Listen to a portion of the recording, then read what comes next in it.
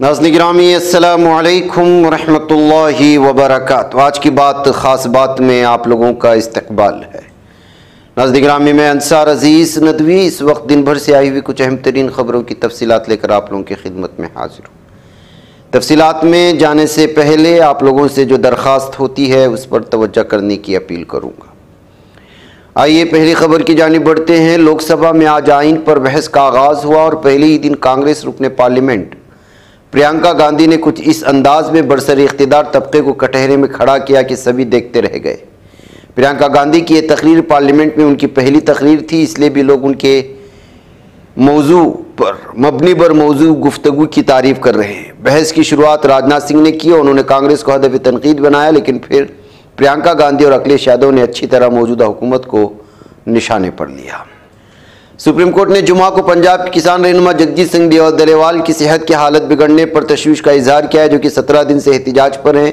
Justice Suryakant और justice उज्जैल भोइया की bench ने मरकज़ पंजाब हुकूमत के नुमाइंदों को हिदायत दी कि फ़ौरन डलेवाल से मुलाकात करें और उन्हें तिब्बी इमदाद फराहम करें।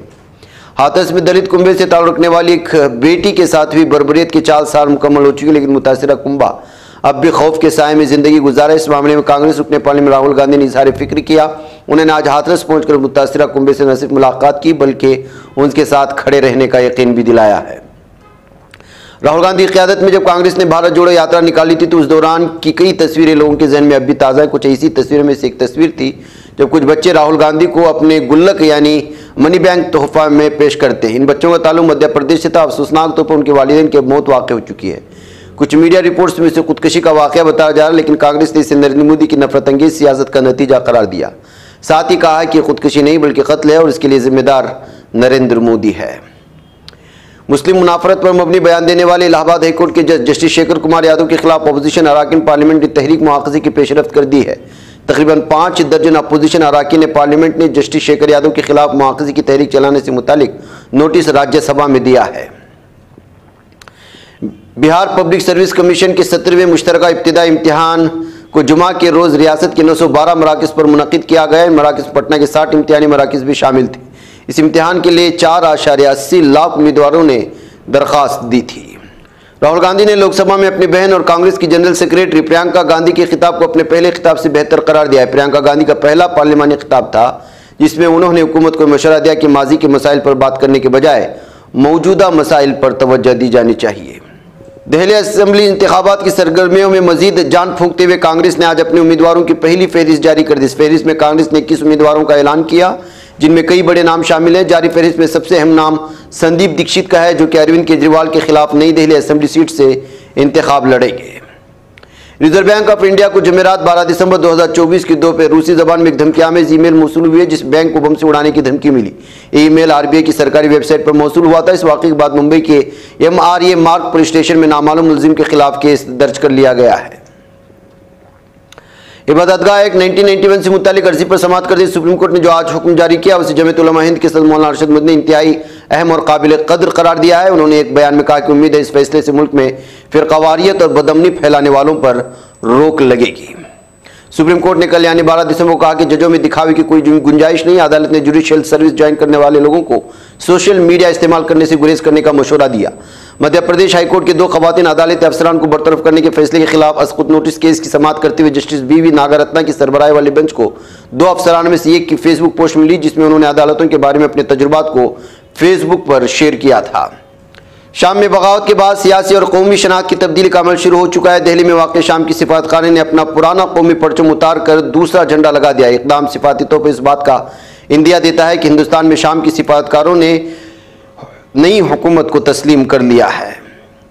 इधर नो प्लान की याद में मुनक़िदा प्रोग्राम में खिताब के दौरान मणिपुर के वज़ीर आला बीरेन सिंह ने इस बात का इतराफ़ किया कि रियासत में हालात बहुत ख़राब है। उन्होंने कहा कि रियासती और मरकज़ी हुकूमत मणिपुर में मुस्तकिल तौर पर अमन अमान कायम करने के हवाले से हर मुमकिन कोशिश कर रही है। मुंबई हाईकोर्ट ने पुलिस को हिदायत की कि मैसूर के 18वीं सदी के हुक्मरान टीपू सुल्तान की यौम पैदाइश की याद में एक रैली की सहूलत फराहम करे, जबकि हुकाम ने इब्तिदाई तौर पर अमन अमान के मुमकिन मसाइल का हवाला देते हुए इजाज़त देने से इनकार कर दिया था। पुणे जिले के बारामती इलाके में इस मुजवज़ रैली ने मजलिस इत्तेहादुल मुस्लिमीन के रहनुमा फैज़ शेख की क़यादत में कानूनी जंग छेड़ दी थी, जिसकी दरख्वास्त में पुलिस के फैसले को चैलेंज कर दिया था और अदालत ने रैली निकालने की इजाज़त दी है और पुलिस को पैगाम भेजा है। अक़वाम मुत्तहिदा के सेक्रेटरी जनरल एंटोनियो गुटेरेस ने इथियोपिया और सोमालिया के दरमियान तय पाने वाले अनक़रा एलामिया का खैर मकदम किया और दोनों ममालिक के रहनुमाओं को एक दूसरे के करीब लाने, मुआहदे तक पहुँचने में अहम किरदार अदा करने पर सदर रजब तैयब एर्दोगान का शुक्रिया अदा किया है। रूस के सदर व्लादिमीर पुतिन की नुमाइंदा खुसूसी बराए मशरिक़ वस्ता व अफ्रीका नायब वज़ीर ख़ारिजा मिखाइल बोगदानोव ने कहा है कि हमने शाम में बास हुकूमत के खात्मे के बाद कायम होने वाली उबूरी हुकूमत के साथ राबता कर लिया है। इसराइल ने गज़ा अस्पताल की तरफ जाते अक़वाम मुत्तहिदा के इमदादी काफ़िले को रोक दिया है। अस्पताल के डायरेक्टर ने कहा कि जालिम दहशत इसराइली फ़ौज ने शिमाली गज़ा में कमाल उद्वान अस्पताल के ईंधन और तिब्बी सामान ले जाने वाले अक़वाम मुत्तहिदा के इमदादी काफ़िले को इलाके में दाखिले की इजाज़त देने से इनकार कर दिया और इस वक्त गज़ा में तिब्बी सहूलत की सूरत हाल बहुत ही ख़तरनाक हद तक पहुँच चुकी है। गिरस्पेन मुल्क हैटी में एक इमारत पर गुंडों के हमले में 20 अफराद के लुक़्मा अजल बन जाने की खबरें हैं। एक मुसल्लह जत्थे दारुल हुकूमत पोर्ट ओ प्रिंस के महल्ले येतेसेपे रेविरिया में एक इमारत पर धावा बोल दिया। इस हमले में बच्चों समेत 20 अफराद हलाक हो गए। इधर शाम के शहर रिक्का में अलीदगी पसंद दहशतगर्द तंजीम की जानिब से अवाम पर फायरिंग के नतीजे में 4 शहरियों के हलाक होने की खबरें आ रही हैं। नाज़रीन, उधर जालिम दहशत इसराइली फ़ौज ने गज़ा के नुसैरात कैंप पर हमला करके कम अज़ कम 30 फ़िलिस्तीनियों को शहीद कर दिया और इसमें 40 से ज़्यादा ज़ख्मी हैं। जालिम दहशतगर्द दरिंदों ने गज़ा के महसूर इलाके नुसैरात कैंप में एक घर पर फ़िज़ाई हमला किया था। फ़िलिस्तीनी खबर रसाई एजेंसी वाफा ने कहा है कि इसराइली लड़ाका तैयारों ने कैंप में कई घरों और इमारतों को निशाना बनाया। रिपोर्टों के मुताबिक शहीद होने वालों की अक्सरियत औरतों और बच्चों पर मुश्तमिल है और ये दरिंदे अपनी हद को पार कर रहे हैं। तंजीम बराए इंसानी हुकूक ने कहा कि असद इंतजामिया की 6000 से ज़ायद अफसरान जंगी जराइम के मुर्तकिब हुए हैं। इसराइली मीडिया ने दावा किया कि इसराइली फ़िज़ाई ईरान की जौहरी तनसीबात पर हमले की तैयारी कर रहा है।